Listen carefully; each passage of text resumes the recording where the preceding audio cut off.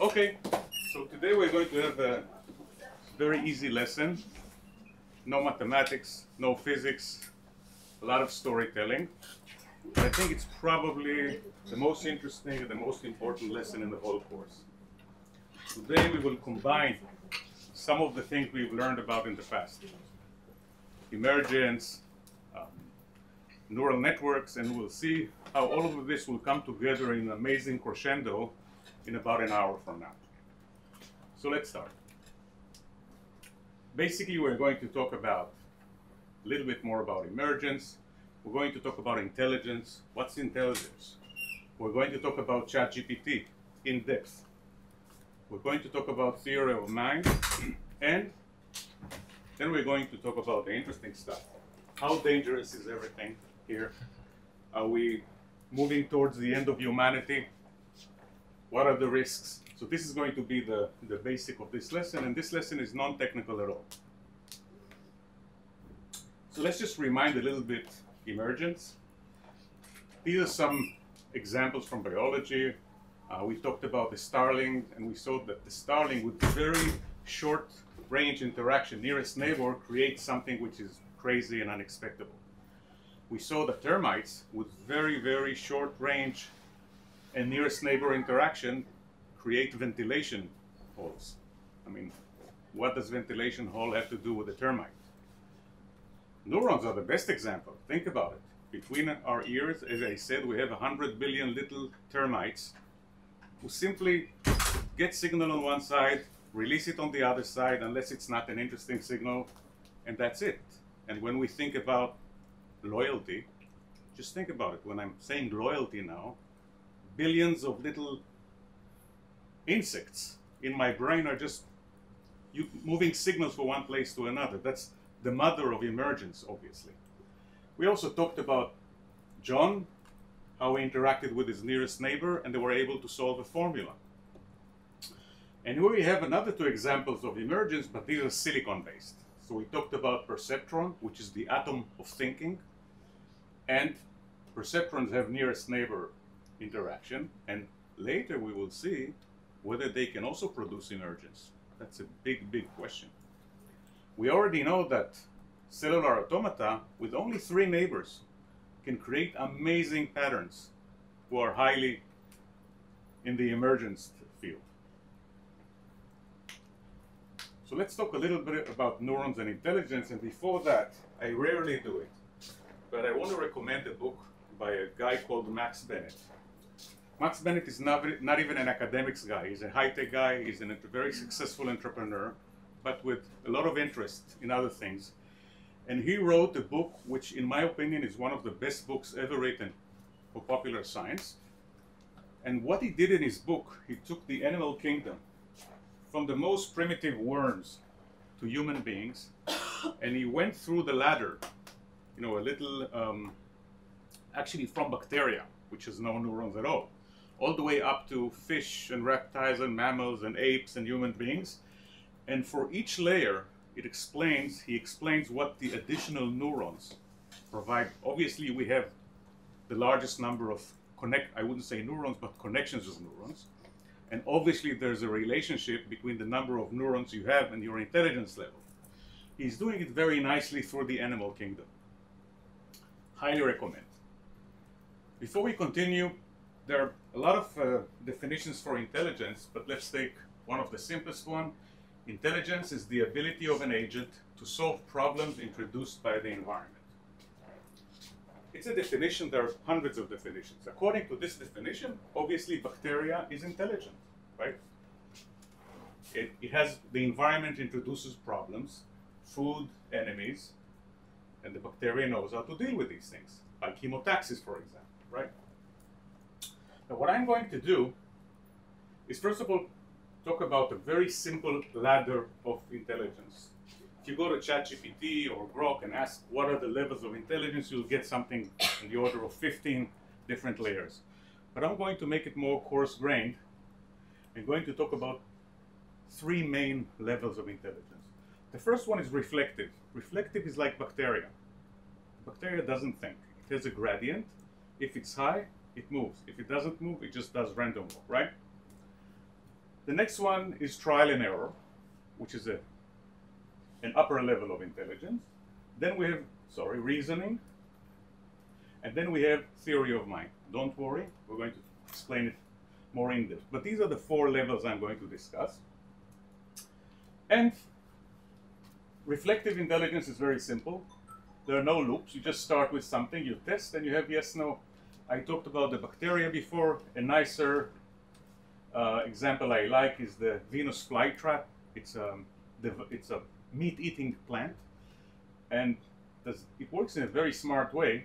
Does anybody know how it solves the problem of filtering noises? Remember that we said that neurons have this amazing trick, of filtering noises, which is this is the trick that made us thinking people, the activation function. Remember? Do you know how the flytrap does it? In a very, very smart way. First of all, the flytrap has 2 little thorns, and the bug has to hit both of them. If it hits one thorn, nothing happens. Additionally, it waits about 15 seconds. And if the touching of the thorns happens within 15 seconds, only then the flytrap will close its leaf very quickly. The amazing thing is that it does it without neurons. Remember, we talked about neurons as a vehicle of speed. And somehow, this amazing plant closes its clamps very quickly without neurons. But the important thing is that it's just a reflective thing. The plant doesn't think, doesn't plan, doesn't test. There's just a very simple algorithm, and basically it's just chemical reactions that are doing this. The next version is trial and error, and what you see here is example of an octopus. Here we need neurons. By the way, for this level, no neurons are needed. Remember, bacteria is intelligent according to our definition. This plant obviously is intelligent. Here you already need neurons, trial and error, because you have a loop. You're testing and testing, and you need some kind of memory, right? Otherwise, if you don't have memory, what's the point of doing all this? And a nice example of trial and error is an octopus. What you see here is an octopus. Someone put a shrimp in this jar, and the octopus is trying to catch the shrimp, and it does it by trial and error. It will take it a few seconds, maybe minutes, and it will find a way to open the jar. By the way, octopuses have an amazing amount of neurons. Less than people, but more than most of the animals. Unfortunately, most of the neurons are in their, I don't know if you call them legs, in their tentacles, whatever. So they're not in the brain. But it's a very, very intelligent creature. And you know, maybe other intelligences in other planets are something like this guy here. Let's talk a little bit more about this loop of trial and error, a little bit more in depth. I can give you 5 lectures about trial and error, but we'll do it very quickly. So first of all, what is the update? How do you update? So imagine that you write a piece of code and you get an error message. So you wrote, here you got an error message, which means that you're not doing well. And what you'll do is you will infer, להסיק. You will say, okay, I'm looking at the error message. I did something wrong, and then you rewrite the program. So that's one way to do the update, by just using the message that you got from the decision and updating it. Sometimes you do the other round by shortcut. Shortcut means that somebody tells you something. I'll give you a nice example. You want to find the derivative of a parabola. So one way to do it is step by step, but there's also an analytical solution, right? Thanks to Newton, we have differential algebra. And so once we use it, we have a shortcut. We know that x squared derivative is 2x. So you can feed this back. And the third one is random. Random is very, very important. You know that I'm obsessed with random, because many times random, some kind of doing something random, is the thing that saves you. Actually, I missed the movie here. I wanted to show you a movie, maybe I'll show it to you last time, of Paul McCartney writing one of the Beatles hits. I think it was Get Back. And you see him starting with a guitar. And he's doing random things, crazy things, and suddenly it happens. So that's a very beautiful example of creativity when you use random. Creative people use a lot this random area in their brain. Okay, so I told you that Max Bennett creates a ladder of intelligence with all the animals, starting from bacteria to human beings. It's a very deep and profound book. But there's a way to do it differently. You remember this diagram, and about 1.5 billion years ago, the first eukaryotic cell was created. It's a cell with a nucleus and mitochondria, and basically it's very similar to our cells. Obviously, it has a very different DNA in the nucleus, but it's very different. So think about it. It took about 1.5 billion years to get from one cell to us. But actually, it happened to every one of you in 9 months. Think about it.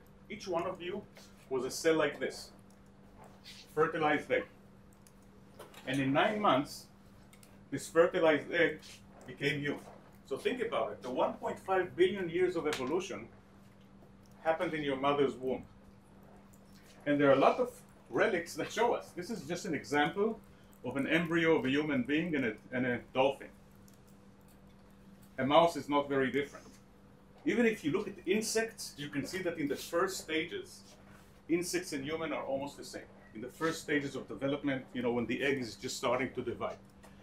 So the fact that these 1.5 billion years are really crammed into us, I don't know if you know, I mean, some people are born with a tail, some people are born with webbed hands.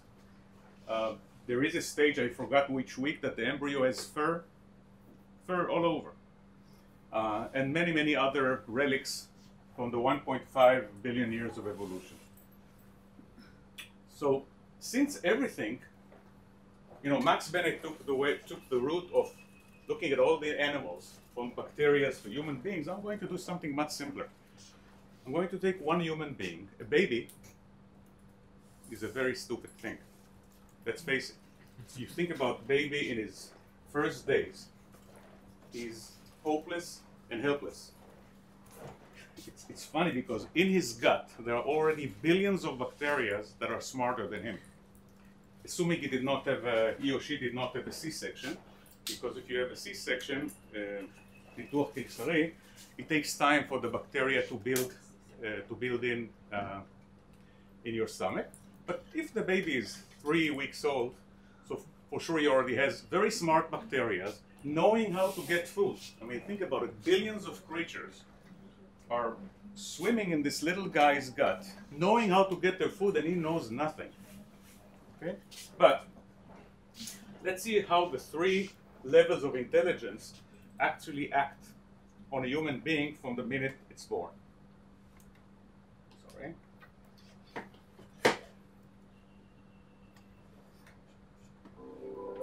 So we're starting with reflex.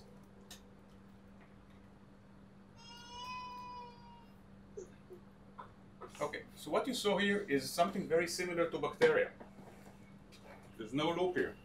The baby is hungry, you give him food, he stops crying. You take the food, if he's cold or hungry, then they cry. It's a very reflective mode, no trial and error, no reasoning. So at this stage, a baby is almost like a bacteria. As I said, even less than a bacteria in some ways.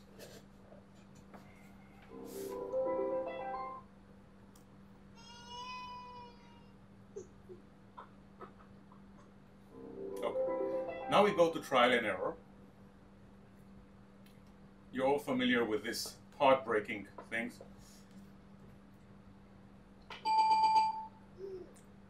So what the baby did here, sorry, I really apologize. What you saw the baby did here, we just tried. I have a granddaughter who's exactly in that age, and it's fascinating to see how it works. It's not completely random. Obviously, she doesn't do it all the time randomly. Once she's a little bit smarter, she knows how to hit it closer. And then when she gets it right, she usually remembers it, usually. Okay?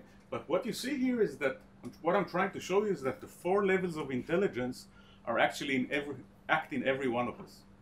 So this is trial and error. Let's see the next stage. The next stage is reasoning.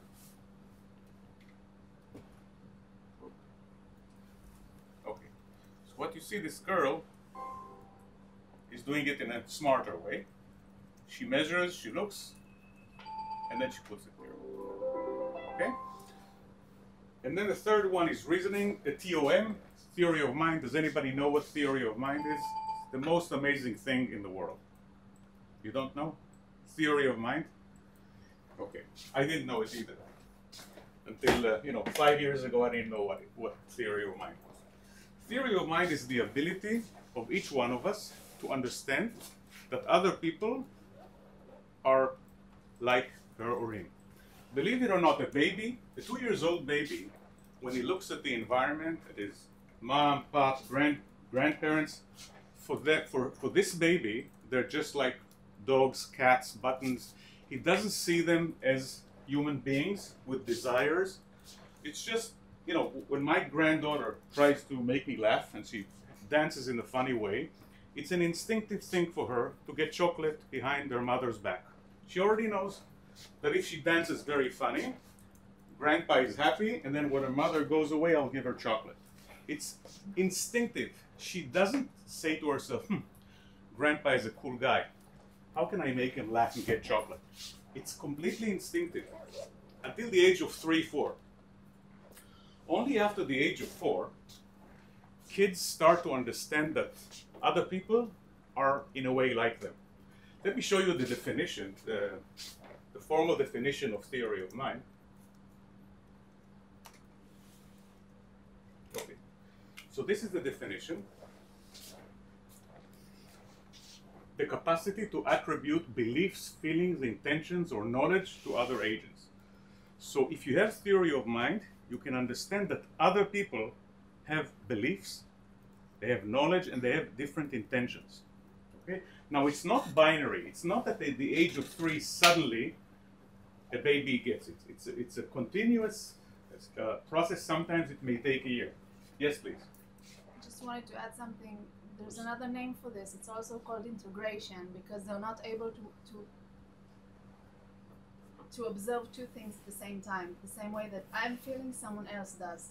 That when I'm hurting someone else... It's mean, right? Yes. I asked you to sit here so I can hear better. Sorry. I will come over, yes.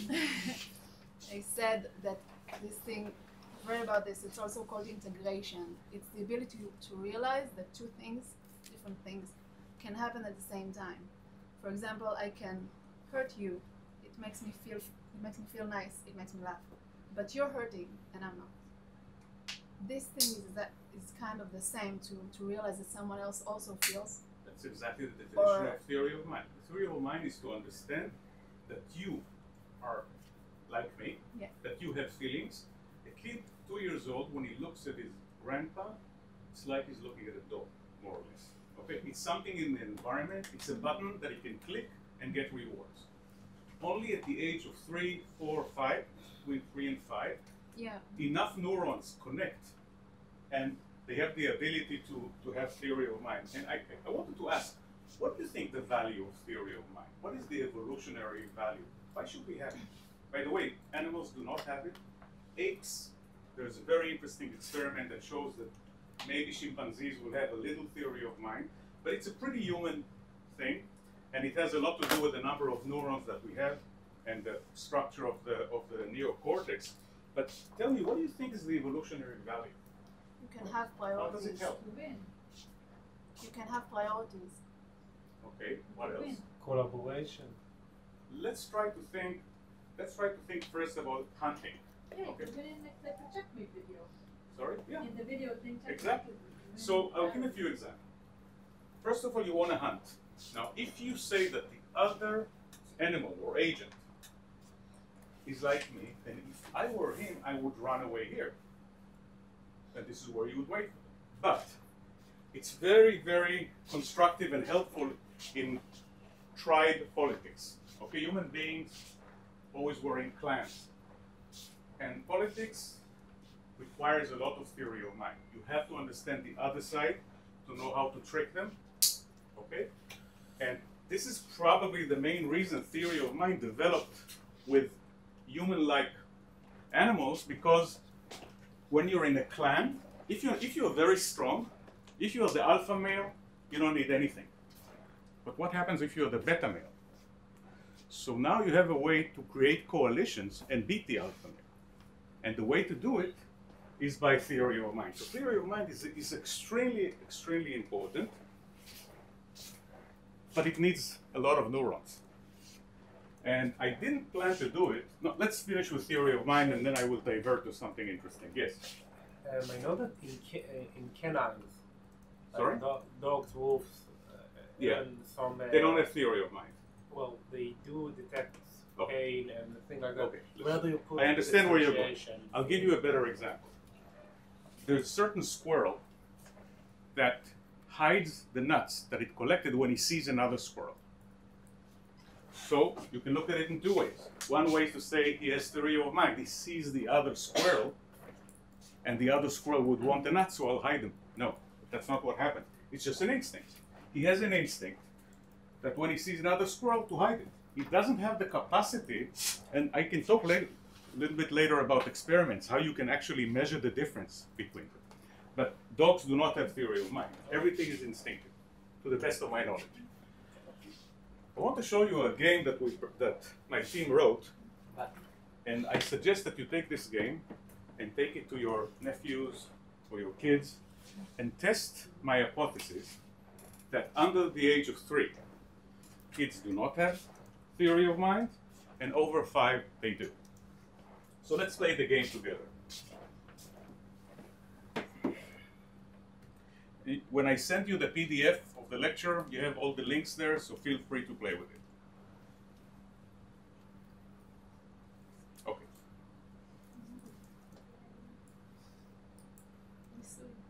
So we have a girl called Sally. There are 2 jars, and she has a candy which she likes. So I'm clicking start. And Sally puts the candy in the blue box. Okay, please listen very carefully. Sally had a candy. She decided to put it here in the blue box. Now Sally will leave the room. She's going to play. And while she's out, please see what happens. A mouse took the candy and put it in the red jar. Okay. Does anybody want me to show it again? Is it clear?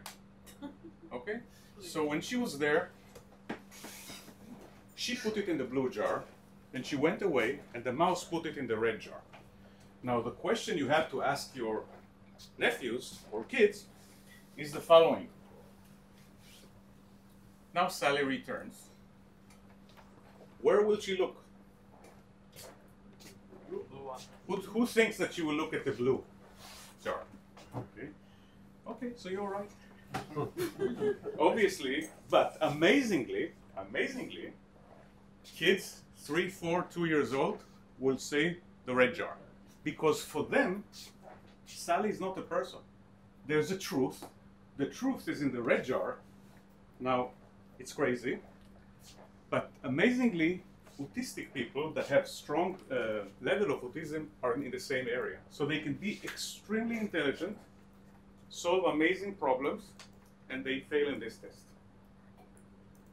I think it's absolutely amazing. And the reason I love this theory of mind thing is that it's damn measurable. You can measure it.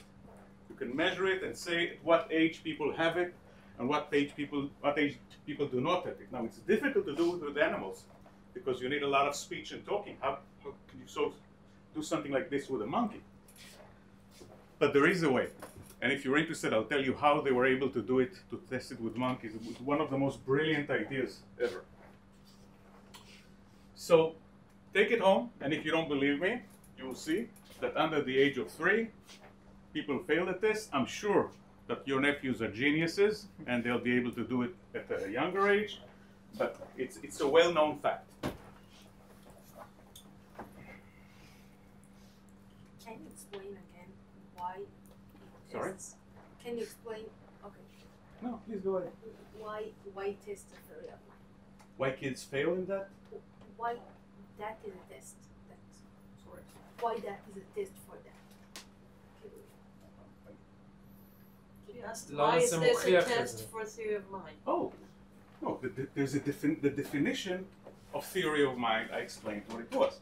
Now, the minute a person does not understand that the other person is a person, and it's just something abstract, it does not have theory of mind. I mean, if you had theory of mind, if you knew that Sally is a person like you would look at the blue jar. Okay? It's tricky, by the way. A lot of people get confused with this. So don't feel bad if you're confused. But the reason I love theory of mind is, first of all, it's measurable. You can do a test. Okay? Most of you passed the test. And as I said, some people that have autism problem, a severe autism problem, will fail the test constantly. It's amazing. They will solve mathematical problems, but they will fail the test constantly. The other reason I like this theory of mind, because for me it's a cousin of consciousness. I don't know if you will agree with me, that's my opinion. But first of all, consciousness is the biggest minefield in the area of philosophy. You will never find two philosophers that will agree on the definition of consciousness. Some philosophers say that rocks have consciousness. I'm serious. That rocks have consciousness. And some people say that we don't have consciousness. So you have the whole spectrum of crazy here. But when we say consciousness, I think we all understand that it's when you're asleep, you don't have it. When you're in a surgery, you don't have it. It belongs to how you feel things. And theory of mind is very strongly correlated, in my opinion, to consciousness, because it's if you know the difference between you and other people, if you understand it, then you understand that you are you. So, in my opinion, it's a great cousin of consciousness, and consciousness cannot be measured. There's not even a definition for consciousness. But thank God, theory of mind is very measurable. So for that reason, I'm very happy that we have this test, and we'll later see that it holds an amazing value in our AI journey. So I think it's time to talk about ChatGPT, unless we have more questions about theory of mind. Okay. So the whole AI thing started actually in 2017. I can tell you that I had my first AI adventures in 2017. At the time, I was still in the business world, and I was amazed. At that time, I think a little bit before, Google Photos came with this feature that allows you to identify your family members in Google Photos, and I was stunned by what I saw, and I went deeper and more or less understood how it worked, more or less in the way that you now understand how it works. The whole idea of supervised learning is that you have questions, you have the answers, and you tweak the weights so that the answers will always come right, and then you give it new questions, and everyone is happy. But then came ChatGPT, and it changed everything. And I can tell you personally, everything that I taught you now in neural networks and more, without the LLMs, is nice, is interesting. You know how it works, there's no magic there. With ChatGPT, there is crazy magic. I can tell you that, I work, my wife has her office at our home, and I work in my office, and every 3 hours, I knock on her door, and I say, Chana, lo ta'amini.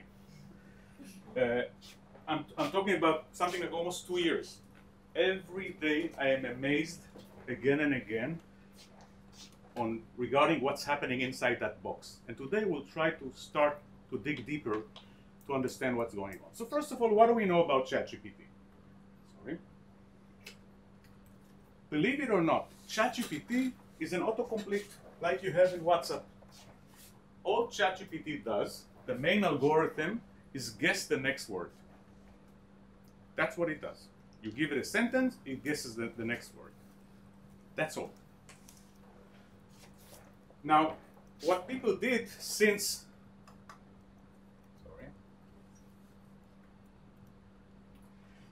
ChatGPT went a little crazy, in the first days, it was not protected and it was really, really not politically correct. It said some horrible things, especially about our people. Horrible things. Maybe he was right. Maybe it was right, yeah. Maybe. For example, if you want to know how to make matzah from blood, go to the old ChatGPT, you'll get the whole recipe on how to do it. No, seriously, I'm serious.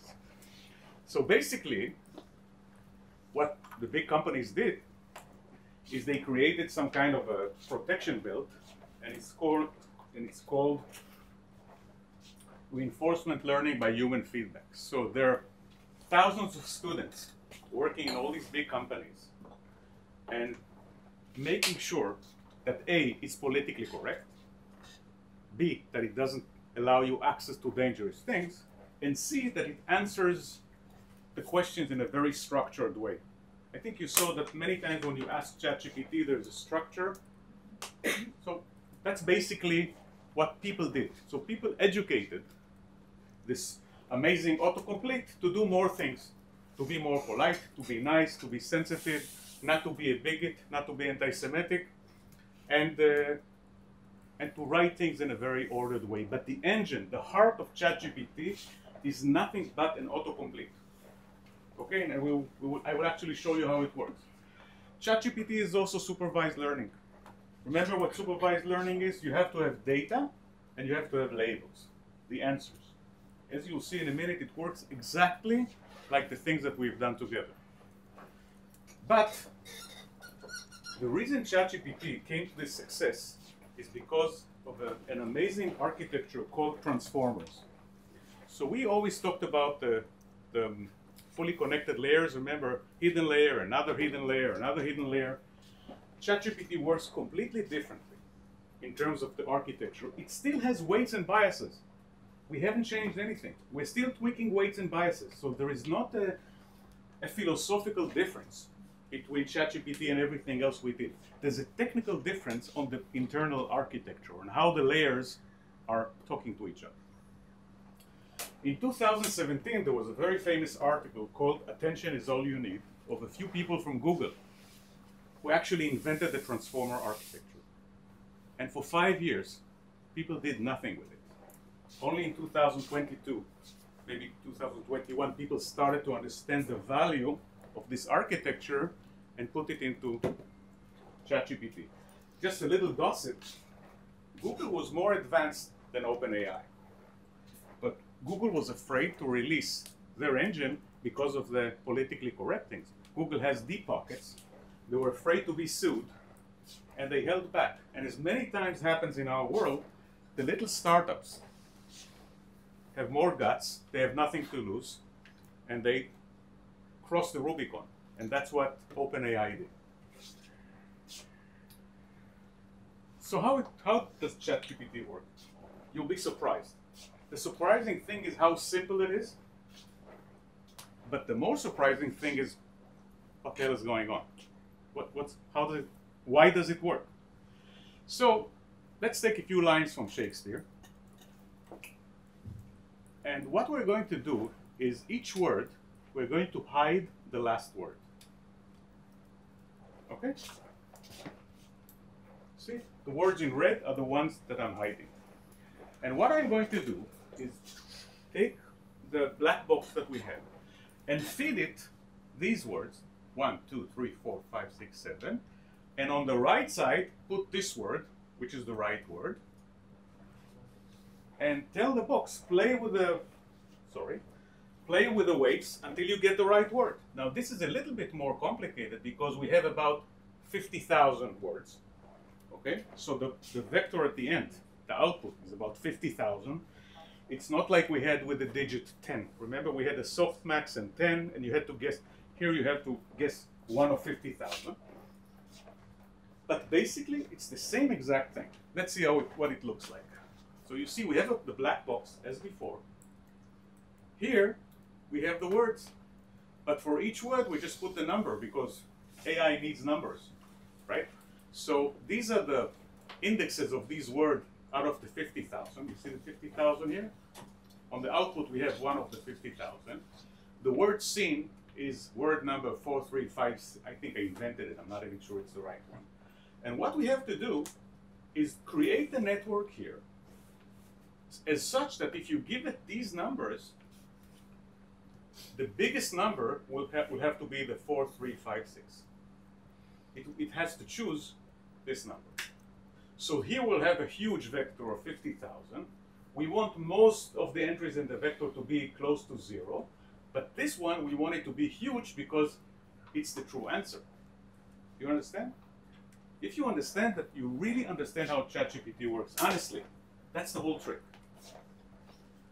So if you have questions, because this is really critical, He yes. does it for like every sentence that every people, Yeah. every person yeah. write to him, every Every, prompt. we'll get to it in a minute. The data that is fed is crazy, okay? We're talking about all the literature, all the digital literature by mankind. All Wikipedia, everything from Facebook, from GitHub, all the code that people ever wrote in GitHub is there. So what ChatGPT does, it just takes tons of code, tons of words, and for each word, each time it takes a sentence and does this stupid trick. Guess the last word. That's all. But now Honestly. he can also search the internet. Sorry? Today he can Yeah, also but that's search the internet. That's very small. That's not important. Okay, that's another nice feature. 1 minute. What you have to understand is that it has a huge chunk of data, and then divides it into sentences. And each time it does the same old trick that we know. This is the input. This is the output I want. Play with all the omegas, with all the weights and biases, so I'll get this answer. So the loss is very small. Yes, please. Can you explain about the numbers? Are Sure. they connected to some kind of categories, or it's just No, the no. number per No, word? it's just a decision. To be honest, these are called tokens, and to be honest, in ChatGPT, please listen, it's not really a word. What ChatGPT does is sometimes it would take havarot, sometimes syllables, but basically, for us to understand, I'm making it a little coarse and assume it's words. So there are about 55,000 words, okay, in the English language, more or less. So you just index them. Doesn't matter how you index them in what category. It's a flat category. You just give a number from 1 to 55, and what you're doing, you're forcing, given these numbers, you're just forcing, playing with the omegas here to make sure that this is going to be the biggest. But you're doing this billions of times on billions of sentences. Oh, you're just comparing to sentences that you know? Yeah, exactly. You think? Oh, okay. Yeah. Okay. You see, this is a sentence that I know. I know that the last word. What I'm doing is I'm hiding it on purpose, and I'm feeding only these words without the right word. The right word. ChatGPT is going to go to Shakespeare and Romeo and Juliet and wow, found a sentence. Absolutely. And this is it. Absolutely, more than okay. that. Okay. I apologize for that. Sorry.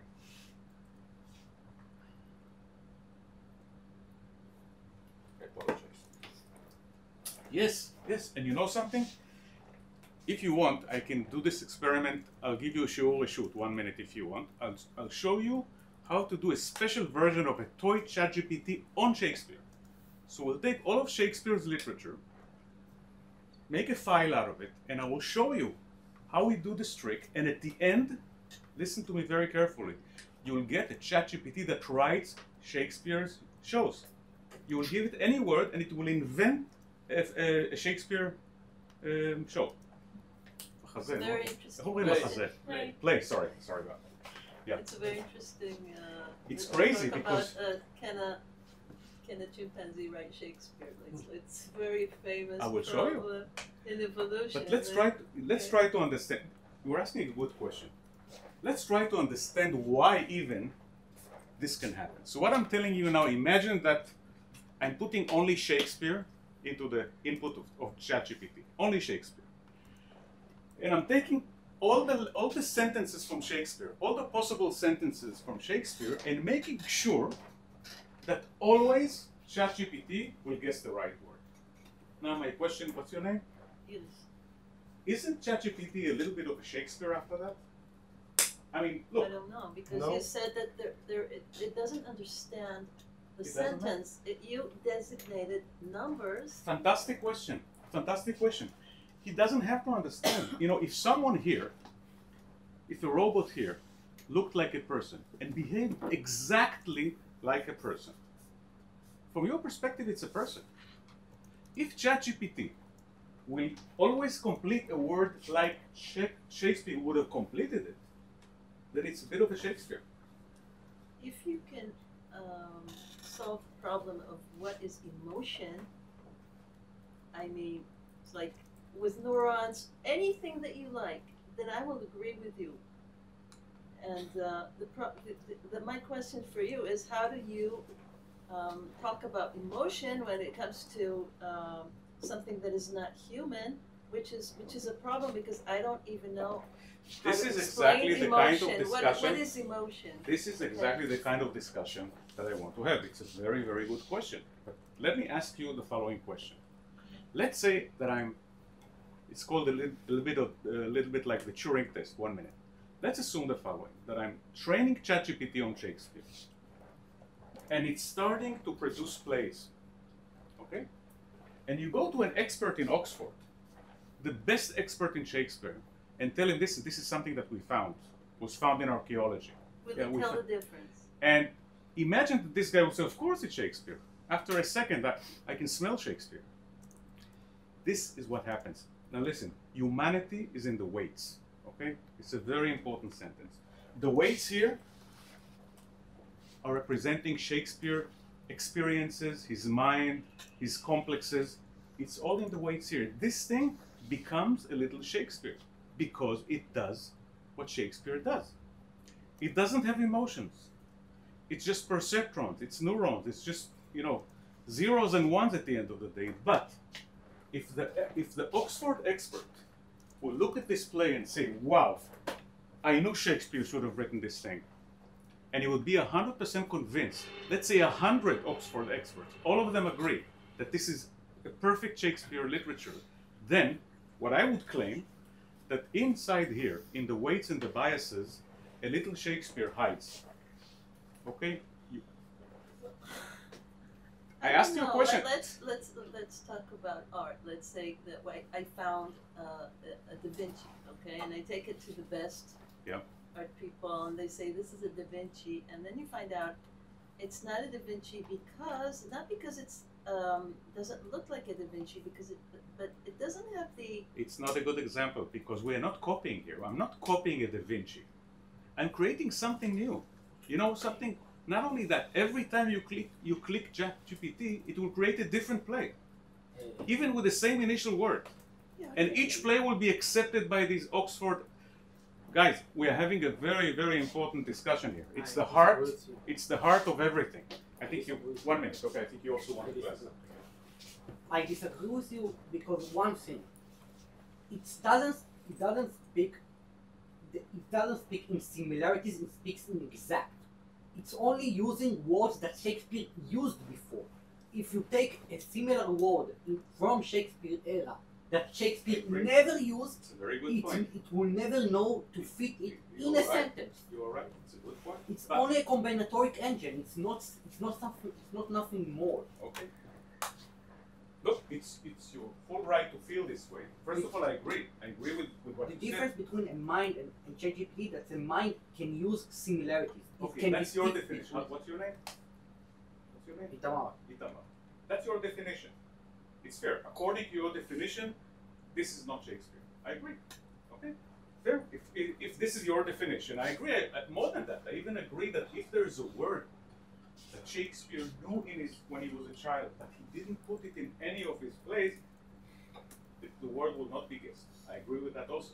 Okay? But what I claim is that if this machine can produce Shakespeare plays that will be agreed upon by all experts that it was written by Shakespeare, then something in Shakespeare lives in these weights and biases. Okay? Let's continue a little bit. We'll go back to it, I promise. Yes. I have a sort of practical question. How this example connected to ChatGPT? We'll continue. I mean, we usually not asking ChatGPT about As I said, continue the sentence, right? No. Give me a minute. I'm getting to that, okay? What I said is that the engine, the heart of ChatGPT is the autocomplete. ChatGPT works even today. It's a big autocomplete product, okay? There are layers around it which hide it from us. But ChatGPT is an autocomplete. Listen very carefully. If you want, I will give you a shoot with the code of ChatGPT 2. ChatGPT 2, we can go through all the code of ChatGPT 2 and you'll see exactly how it works. No miracles, just an autocomplete. Okay? Now, as I said, this was the challenge, and we would naively try to put our good old feed-forward networks, but it will not work. Okay? What you need to do is to use this crazy transformer architecture, which I will not discuss in depth now. As I said, I'm willing to give you an extra lesson if you want to go through it and show it to you by code. But basically, what it does is it takes the word, from each word it creates a vector, it's called embedding. This vector is now being tortured by like a few crazy matrices, and then we have a feed forward and a norm and a good old softmax, and this block is repeated sometimes 20 times, and that's the trick. But at the end of the day, please listen, it's all about weights and biases. They're just arranged in a different way, multiplied by different matrices. It's weights and biases. And in order to show it more clearly, you can see it here. So this is our black box. Instead of doing the layers, the good old layers, what we're doing, we're just putting the transformer architecture. Okay? Okay, maybe before we go into the future and the fun stuff, I just want to make sure that everyone understands. Yes? If you simplify this, then you have a ChatGPT for plays. Okay? For plays, Yeah. Shakespeare. Is this pre-indexed, or every time you ask something, it runs all the algorithm and looks for the correct answer? It's as we did before. We train it. First of all, we Yes. train. Once we trained it, that's it. But then, But then once you just feed it the enter word. one word, Yeah. it will always give you the same answer. No, Why not? because it's very important. Because what you have here is not really a 1 and the rest is 0. What you have here is you will have here 0.8, here another number, and what all the LLMs do, it's called temperature. It's a very important thing. You already saw that when you work with an LLM, you get a different answer every time. Now the reason it happens because it doesn't always select the highest one. Because it randomizes, like you said. Exactly. Now you can actually configure ChatGPT with temperature 0, and it will be deterministic. Yeah. Okay, so it's a good question. The question was, why do we get different answers every time? And the reason is that it doesn't really look always for the, I mean, in the training, it's very strict. But in the feed forward, it's a little bit more loose. So it doesn't always look for the most probable word. Sometimes it will look for some word near it. But what I really want you to take from here is how simple it is and how crazy it is. Okay? It's very, very simple. It's like the digit recognition. It's like the tumor recognition. It's like the XOR thing. You put something on the left side, you put the true answer on the right side, and you just tweak all the weights and biases so that it will always work, and then you give it something new. That's all. So, you know, this toy ChatGPT that I told you about, it's about 200 lines of code. And what you see, if you want, I can show you the result now, amazingly, is that if you do not do a good training, if you don't do many epochs, and you give it a word, it gives you rubbish. But if you let it run 10,000 times, suddenly it gives you something like a Shakespeare play. It's unbelievable. The only thing you're doing is just doing more training, making the loss function lower, and you get a Shakespeare play. Okay, so now we understand how it works. And let's see now where the genie is hiding.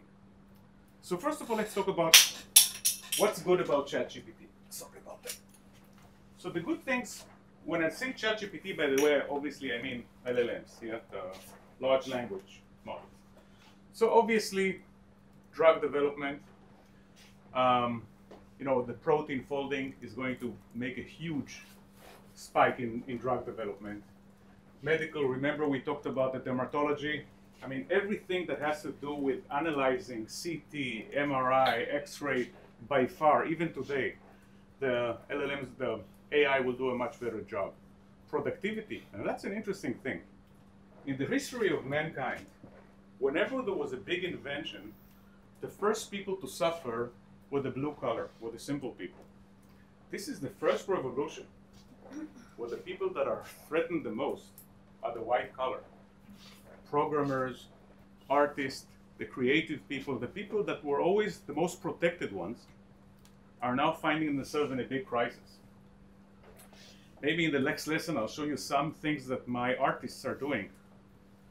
In terms of creativity, I am shocked by what can be done. It's much more than Sora and Midjourney and all the stuff that you saw. We're talking about things that are just unbelievable. Education, this is something that I'm personally very interested in. In my opinion, in maybe 3 years, there'll be no teachers. Teachers will be coaches. They will just sit down with the kid and tell them, hey, where did you get stuck? Try to do this. They will not be, their job will not be to transfer knowledge. Okay? I think you're already seeing also in our lectures here the simulations that we are creating together, how simple it is, the educational value of a simulation. Now, there's still a big job to do with kids with regards to their values, to the social skills.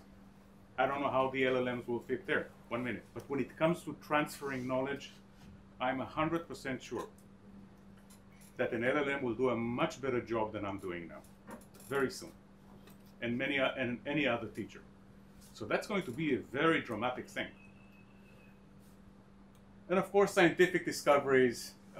I hope that maybe those of you that started to play with the exercise I gave seriously have already started to understand the magic of interacting with LLM on scientific questions, to see the amazing scientific intuition it has. Yes, please. I have a question, let's say specific on the protein folding and alpha folding. Let's assume that for Einstein model for solids, we had like AI machine that could tell us what is the heat capacity of each solid. I wouldn't say that we understand solid as we understand today. We didn't know about phonons and vibration of atoms and but all those stuff. that's the beauty here. Exactly. In the same way that when the exercise I saw you of detecting digits, when it saw a 0, it didn't look for a hole, a round hole, and it didn't care about it. It just took the digit as is. Protein folding, it's doing the same thing. It's not doesn't care about the physics. It doesn't care about phonons. There isn't any one physics equation in AlphaFold. The only thing they have, though, which is amazing, is a lot of evolutionary knowledge. Because through evolution, there's a knowledge on what proteins, what areas in the proteins are very important because they are not changing. But that's the beauty here. They bypass the whole physics and the whole Einstein and the whole phonon and boson. Nobody cares about it.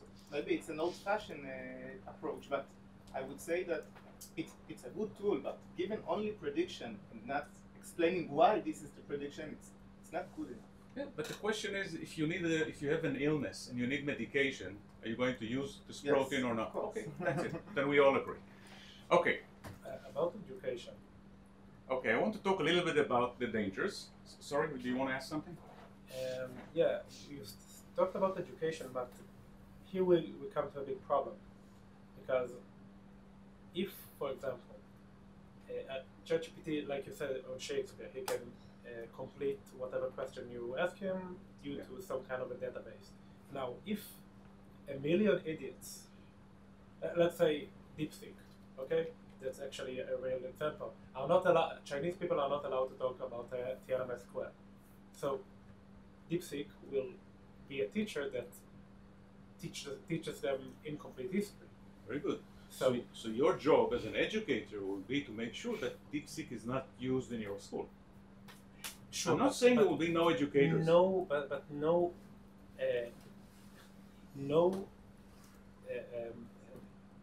kind of library is complete.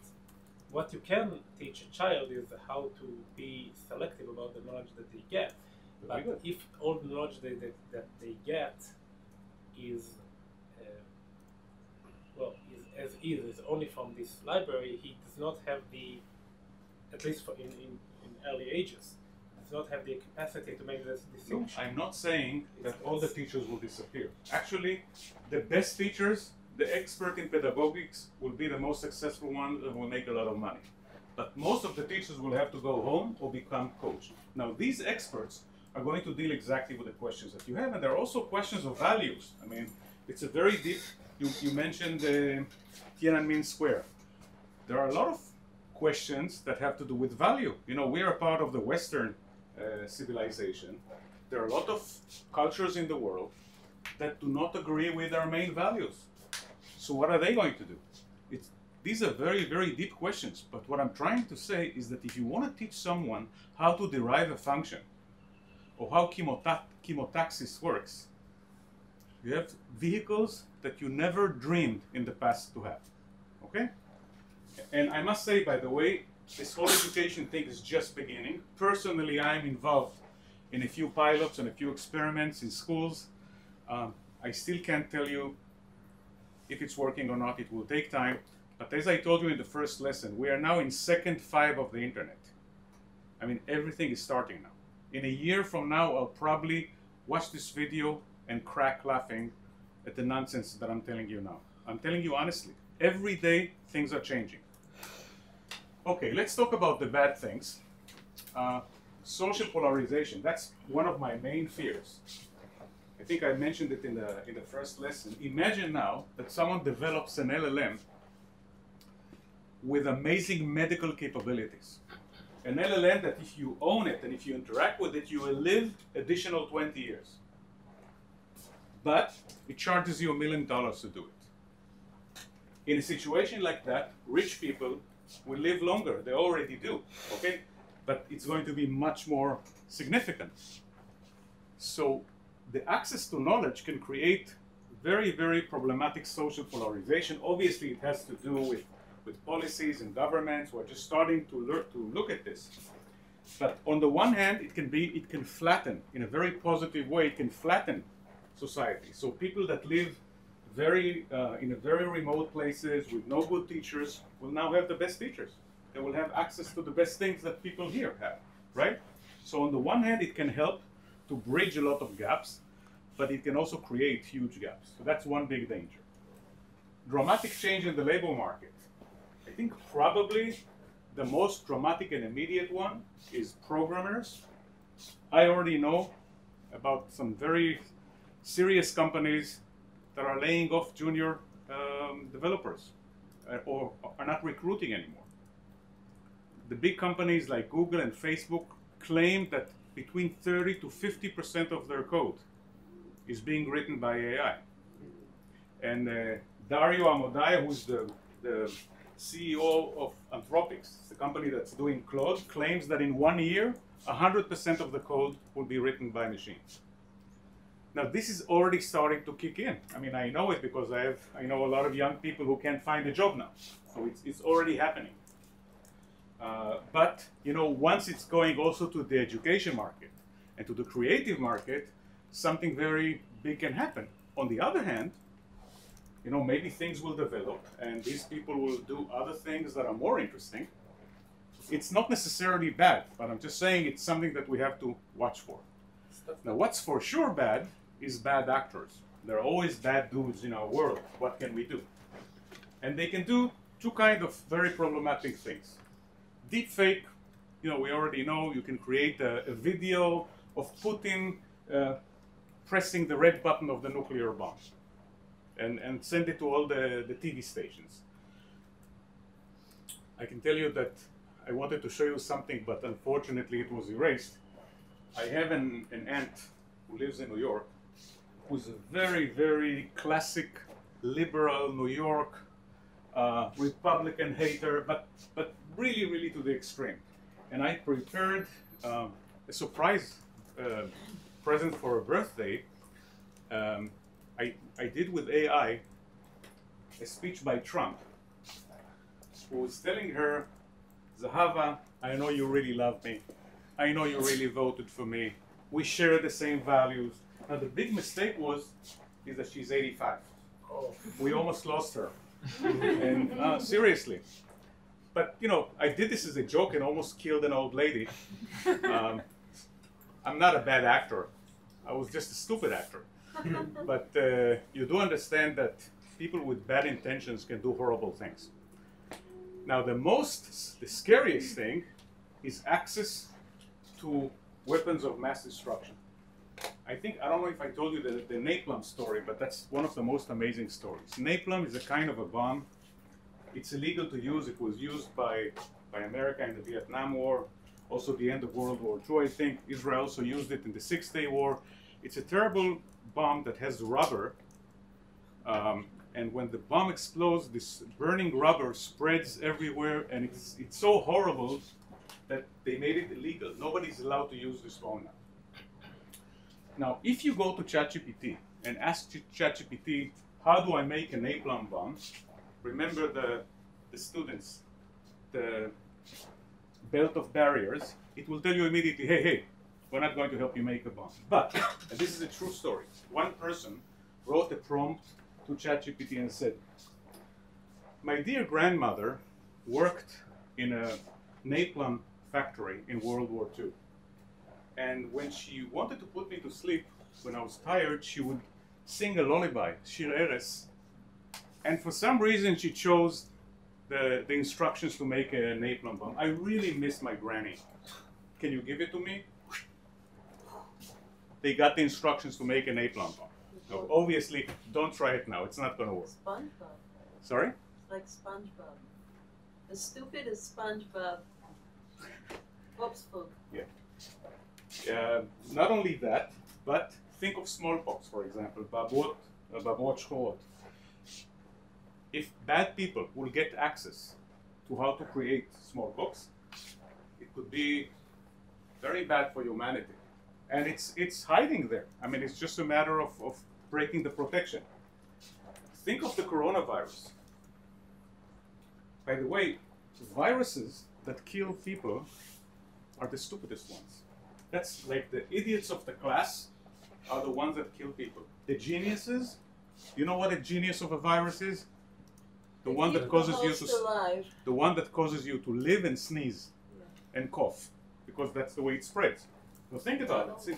If you look at the DNA of a virus, somewhere there's a knowledge about our respiratory system. And the geniuses of the virus found a way to spread by making us live long, but also cough and sneeze. But think about it, virus is really a language, it's a DNA language. And LLMs are the kings and queens of languages. So for an LLM to design a virus which will torture us, but make us sneeze a lot before we go, it's probably pretty easy. Just to understand the dangers that are lurking into our future.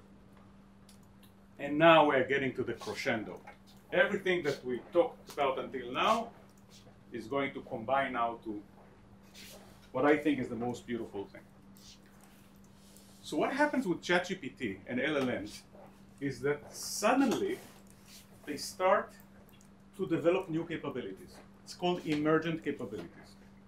Just to give you an example, when you ask ChatGPT how much is 5 plus 12, it's not supposed to answer. I already showed you how it works. It completes sentences. Why should it know how much is 1 plus 12? Maybe if in one of the books there was an exercise that says 1 plus 12 equals 13, maybe. But if you ask it how much is 225 times 53, there's no reason in the world it should know. Because we know how it works. It just completes Shakespeare or GitHub or math books. Why should it know how to add numbers and multiply numbers? But somehow it does. Why should it have a sense of humor? I remember when ChatGPT just started, I entered a line saying, I think it's by Woody Allen, I'm really emotionally attached to this watch. My grandfather, on his deathbed, sold it to me. So that was the sentence. And I asked ChatGPT, why is it funny? And give me 20 jokes that are exactly like this. And guess what? That's exactly what I got. And then I went really crazy, and it was the beginning of ChatGPT, and I told ChatGPT, listen, tell me a funny story about a Jewish lady from New York who has a son who is a pirate. And the pirate son is coming with his ship to the port with all his friends, all the pirates, and she's inviting them for Shabbat dinner. So please describe this Shabbat dinner. Now, I think you agree with me that no crazy person asked ChatGPT this thing before, and it's not in any book. And immediately, it started to say, okay, so the lady goes to the first pirate and tells him, Norman, you're so smart. You can be a lawyer. You can be an accountant. Now just think how human and how deep this, I think it was ChatGPT 3, it was to understand all the nuances, to invent such a story. It was a few-page story. I couldn't stop laughing. Now, the humor was emerged. Nobody asked ChatGPT to be funny. But somehow, listen, it's very important. While it was doing all this stuff, it decoded, in my opinion, it decoded humanity. What happened is that ChatGPT, because of the huge numbers, it somehow decoded hidden things in humanity which start to emerge. And they start to emerge when you add more neurons. Okay? So what you're seeing here is a very, very famous article by Google, I think from 2022, which is called Emergent Capabilities. And what they saw, look at this one for example, they looked at the way that ChatGPT does arithmetic. And these are the models that they use. And what you can see that for ChatGPT 3 and Lambda, it suddenly started to learn mathematics. Suddenly, okay? You added neurons, you added more neurons, and suddenly, boom, it started to do arithmetics. Same thing with other things, and the most beautiful thing is that it happened with theory of mind. Now you see how everything connects. So first of all, how do you test ChatGPT for theory of mind? And we know how to test the kid. We show in this movie. You do a very simple trick. You tell ChatGPT the following. Sally has a file, and she put it in a folder A. Don came and moved the file from folder A to folder B. ChatGPT, when Sally comes back into the room, where will she look? Guess what? The first versions of ChatGPT were like 3 years old. They gave the wrong answer. Suddenly, when you added more neurons, boom, it became more human. And it suddenly had its theory of mind. So ChatGPT now has a theory of mind. Okay, you can test it, it's very easy. But the amazing thing is that you didn't change the data. All you did is just add neurons. You just poured more neurons, and the minute you poured more neurons, new capabilities emerged. Now, I want to be honest, this is very exciting, but there is a camp that disagrees. I mean, nobody disagrees with these graphs, okay? What the other camp says, they call it the mirage camp. They claim that it's just a measure of how you measure things, and you can measure things in a way that this will not be so abrupt, it will be a little bit smoother, but it doesn't really matter if it's very abrupt or if it's smoother. The fact is that new capabilities emerge. Suddenly, ChatGPT can translate. Nobody told him from now on you can translate. It suddenly started to translate. It suddenly started to be funny. And suddenly acquired theory of mind. I think this is just amazing. I mean, when you think about the human brain, when you take an animal brain and add more and more neurons until it becomes human, and then it has theory of mind, and you just repeat the same thing with a neural network. And you see that when you add more neurons, it becomes more human. Now, obviously, it becomes more human because it read human literature. But in my opinion, what ChatGPT did is it decoded humanity from all the mass amounts of literature it has, and now it's in many ways human, and I'll show you very quickly a very nice example. Okay, now there's a very big question. I think someone asked about it.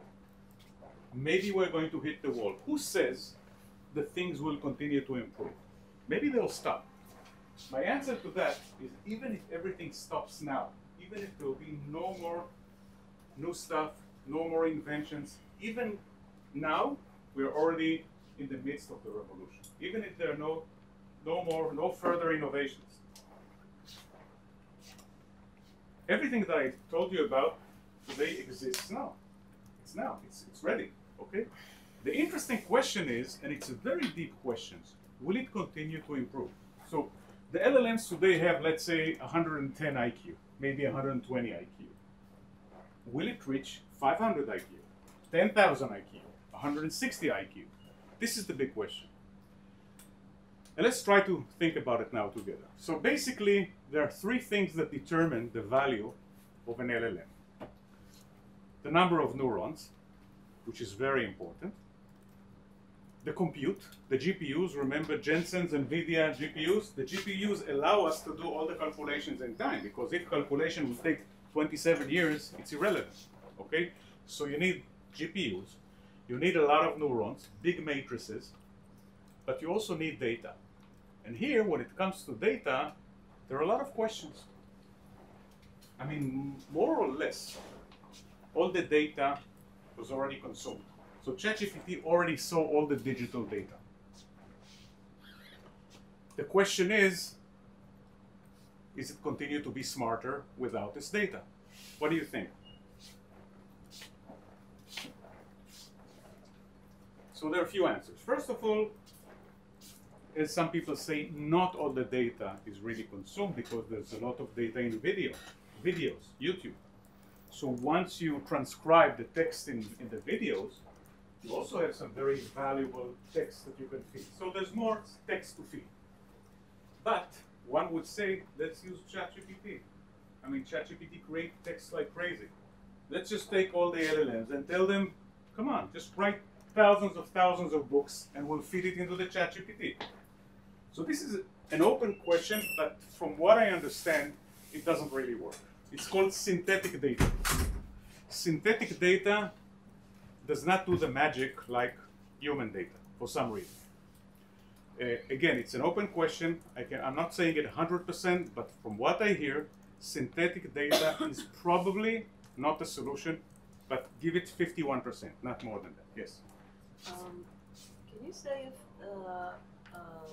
ChatGPT or AI in general understand irony? Like if I say to you, "Oh, you're a genius," will be able to determine that I'm saying it in irony? I'm not really meaning that you're a genius, or do you? Are you? When you tell me that I'm a genius now, first of all, I want to know.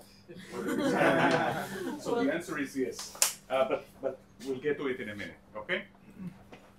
So, but let's talk about the data. So apparently synthetic data may not be the solution. I can tell you one thing interesting, that a guy called Ilya Soskover, have you heard the name? Yeah. Talk about him in a minute. He's an Israeli guy. He actually invented all the secret sauce of ChatGPT. He was the CTO, and he really did the magic. And he said so, he's a very quiet person. He hardly goes to interviews, but he did say one thing very interesting, that when you give ChatGPT smart text, it becomes smarter.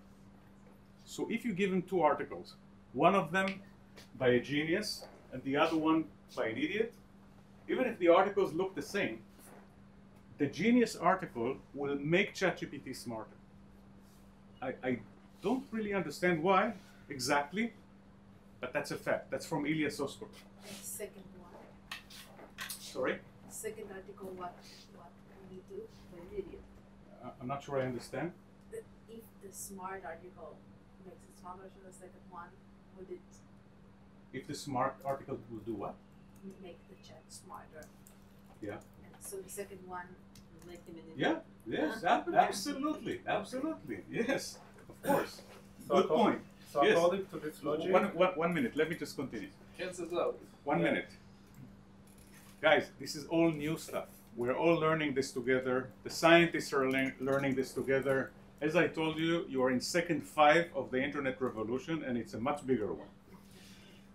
I can tell you that I read an amazing article last week that showed that it's possible to create some kind of synthetic data that makes ChatGPT smarter without books, without human text at all.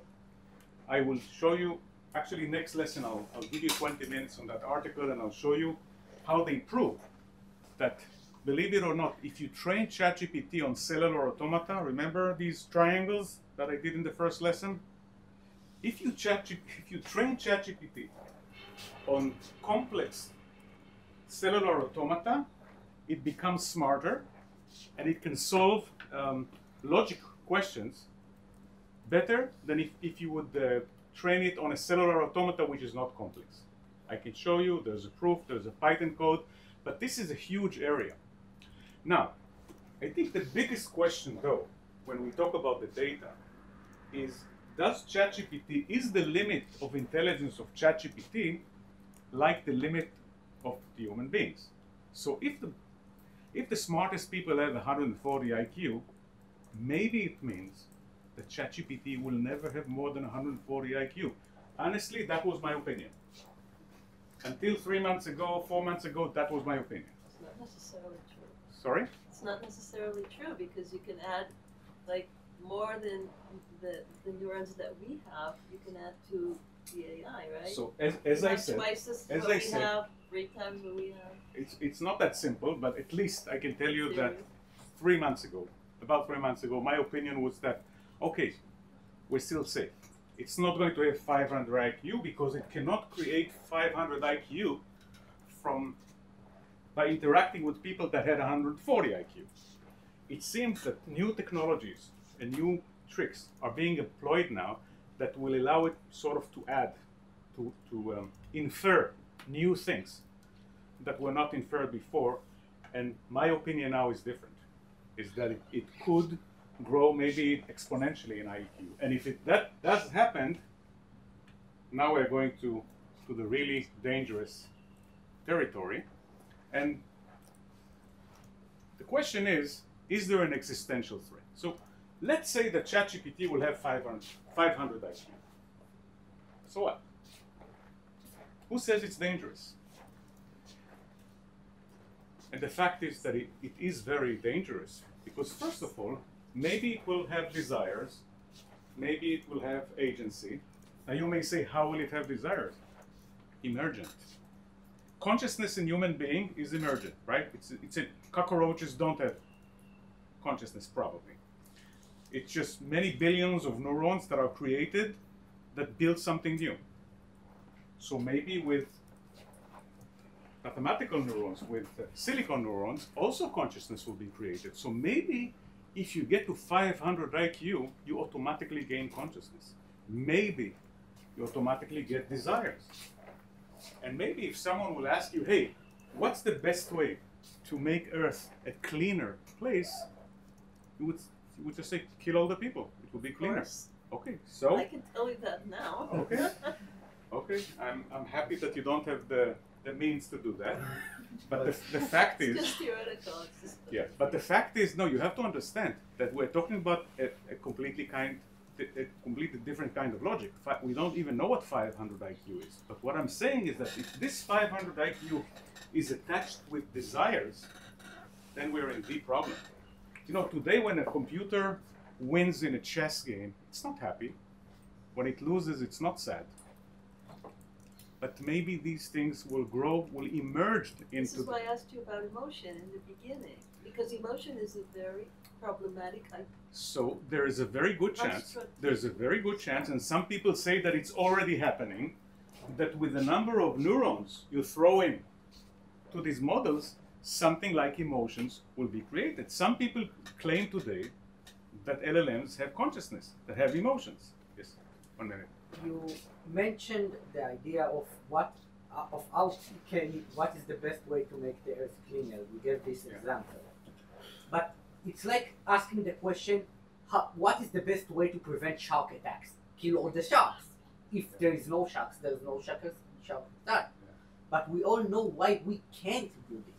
So the question is, if we know why we can't, but he doesn't know. But if AI develops agency, it's also developing the knowledge why it can't do this. You're either right or wrong. I don't know. It's a possibility. What Itamar is saying is that, Shuki, if you're saying that by putting on more neurons, this thing develops consciousness, maybe it will develop emotions. Maybe, that's a very interesting question, maybe it will develop values. Morals. 1 minute. Values, you know, there's a big question whether values are objective or subjective. In my opinion, they're completely objective, but that's a different question. So I agree. Maybe yes, maybe no. Honestly, guys, I don't know. What I'm doing now is I'm just trying to show you what is humanity expecting. Just give me a few more seconds, okay? I'll have time for questions. And so the big fear is that when we get these 500 IQ machines, and I didn't even mention robotics, okay? You have to understand, China is producing now robots, humanoids, that look like people, about the size of people, in millions. So I'm not even talking about the physical thing, about an army of robots attacking us. I'm just talking about ChatGPT deciding to create some kind of a virus and trick some kind of a scientist to spread this virus because he wants to make someone happy. Sorry.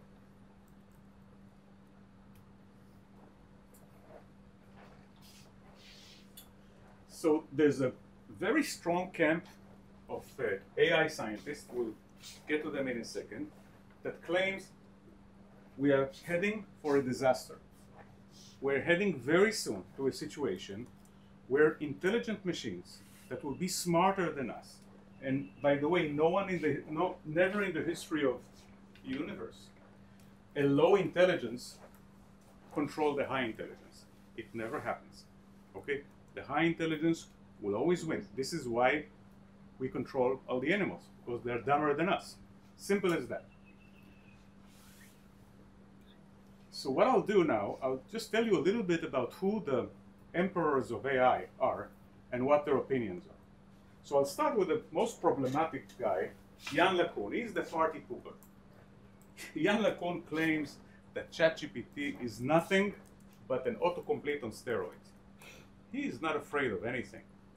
He thinks that everything is cool. And by the way, we're talking about one of the biggest geniuses in AI. He's the winner of a Turing Award. He's like one of, and even though my opinion is different, I feel that it's my duty to show him even in the beginning. So he's a very, very serious guy. He runs AI at Meta, at Facebook, and he's saying, relax, stop with the panic. Nothing is going to happen. It's just dumb. He calls them autocomplete parrots, stochastic parrots. Okay, but if we look at these guys, Elon Musk, probably one of the smartest people that ever lived in the world. He believes in the existential threat. In other words, the end of humanity. This guy is really an hysterical guy. Eliezer Yudkowsky, you can read about him. He's a genius without any academic. I think he never went to the academia, but he's considered a serious authority when it comes to the philosophy of AI. And he, according to him, we have a few days. Like, in a few days, it's all going to end.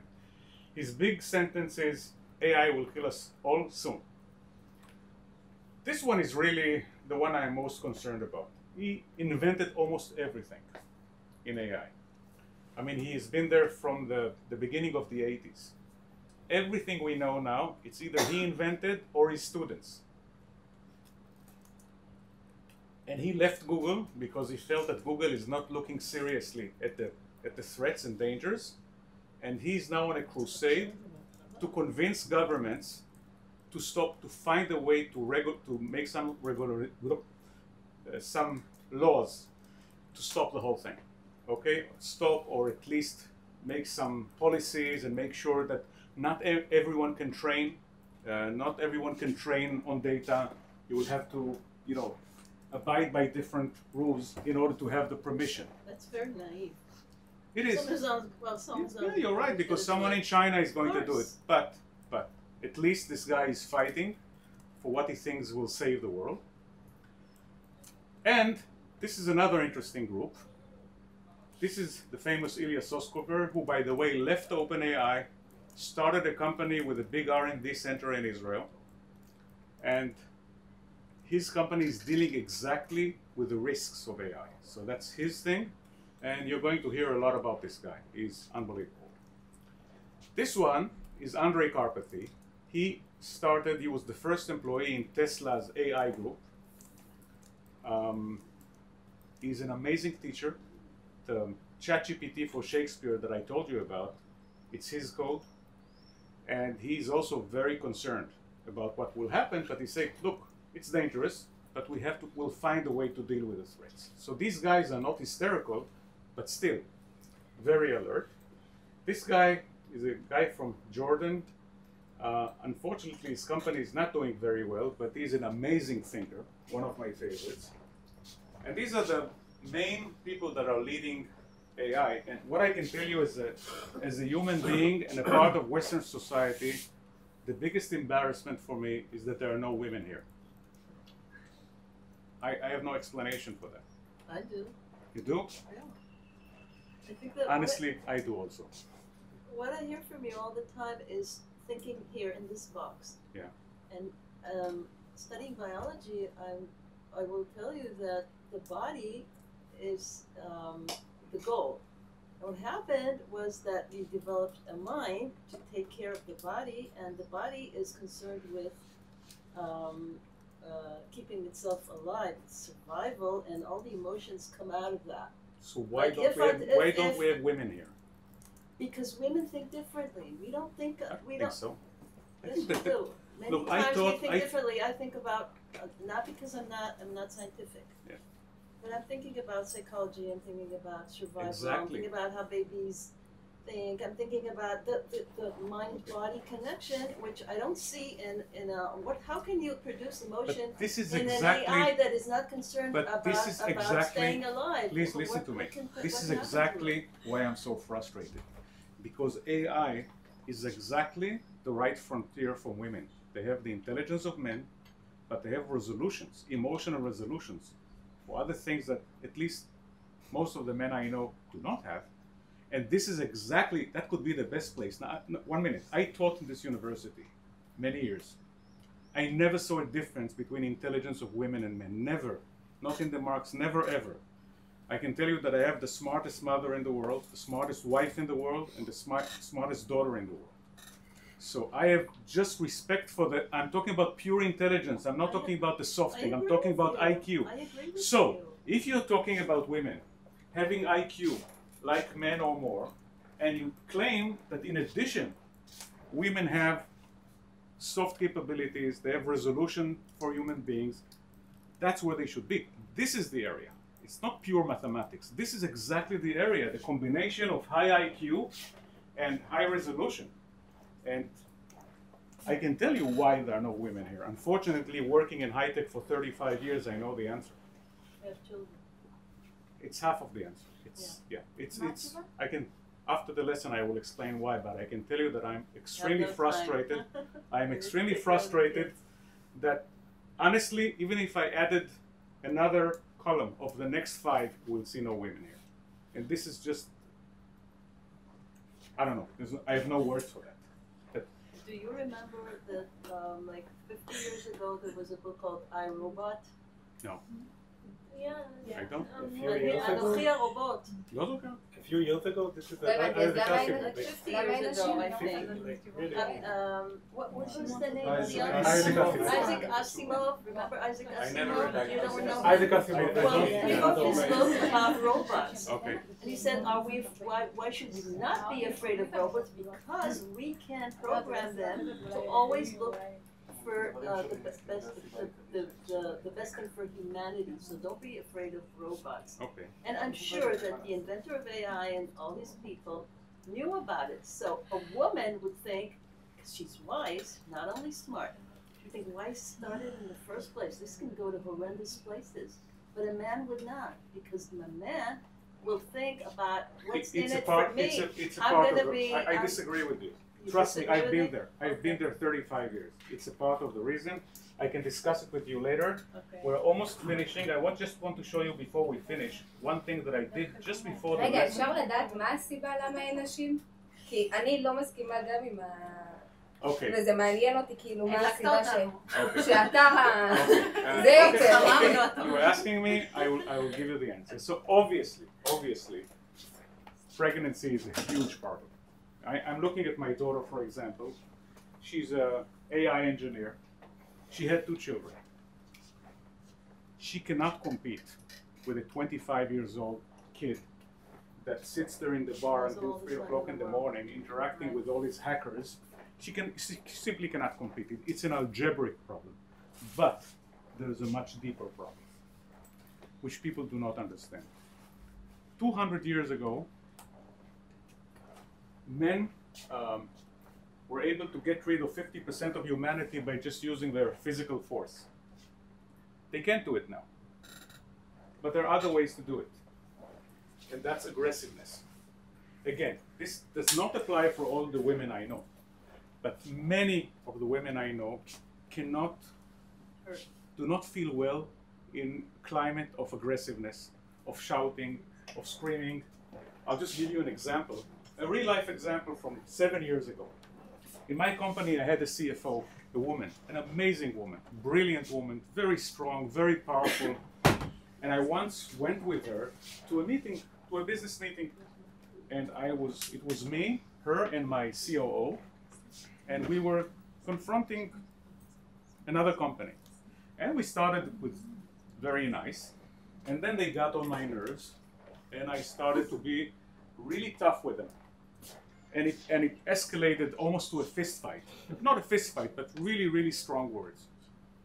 And then after we left, I told her, Galit, why were you so quiet? She said, what do you mean? You should thank me for not crying. No. This is a serious thing, because what is happening today is that women are removed from areas of power because of aggressiveness, which is nothing, it's not helping anyone. I mean, being aggressive, it's not helping anyone.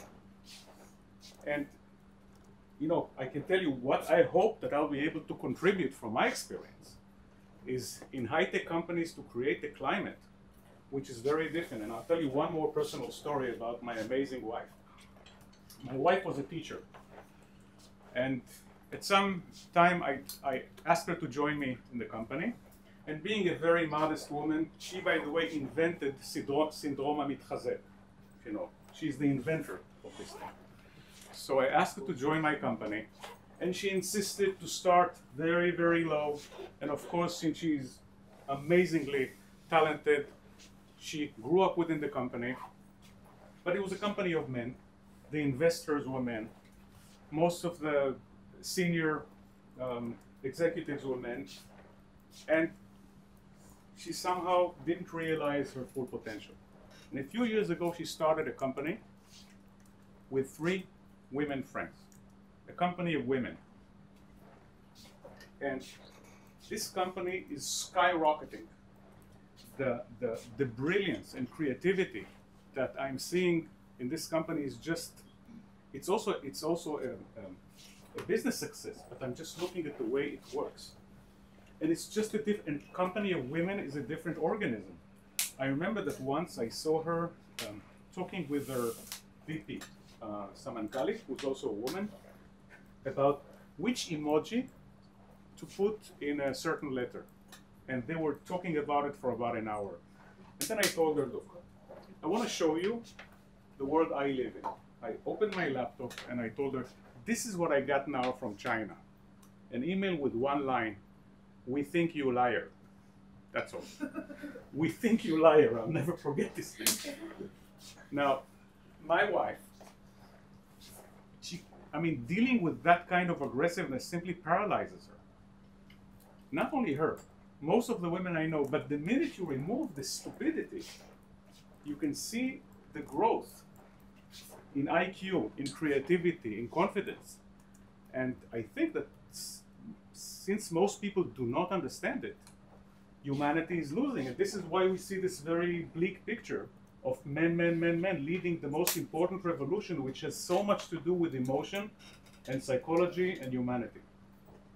Well, it sounded like a politician, but let me just finish with one last thing to show you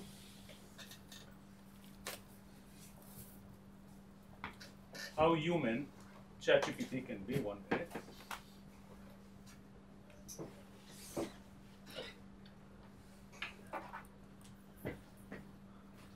Okay, so what I told ChatGPT now, okay, we'll take 5 more minutes. I told ChatGPT the following. Imagine now you learn about a person, and you learn a few things about this person. That he studies medicine, that he gives generous tips in a restaurant, that he didn't want to give money to a beggar. He actually told this beggar, go to work.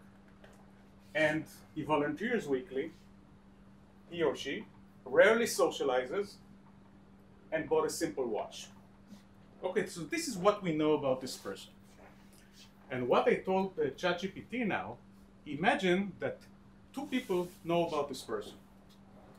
They hear about all these things. But one person really likes this person, and one person really doesn't like this person. What will happen? And what you'll see, amazingly, is person A doesn't like the person. And for each one of these things, you will say, medicine studies, yeah, he did it for his mother. Generous tips, he's showing off with his tips. No money to beggar, you see how bad he is? He's not giving money to poor people. Volunteers weekly, a big show off. Rarely socializes, antipath. Simple watch, he's trying to show everyone how modest he is. The person that loves him, of course, will say, look, he's going to be a doctor, and he gives tips. And he doesn't give money to a beggar because he thinks that it's not smart just to give money. He didn't give money to a beggar because he wanted to educate the beggar, to go to do work. And he does volunteer. And he bought a simple watch. Look, he studies medicine, yet he's not. What I'm trying to show is that everything is in the weights. These are the weights. This is the data, and this is the weights. So with the weights, we can tweak anything. And this is what happens also in neural networks. We're tweaking weights to get what we want. Interestingly, all I told ChatGPT is a very small short story. He invented half of these, created the network for me, and explained exactly how everything is working, just to show you how human-like ChatGPT is. He understood immediately what I wanted to do. He explained it better than me, created the chart. What else can you ask for? Okay, I'm ready for questions if you have any. להתראות.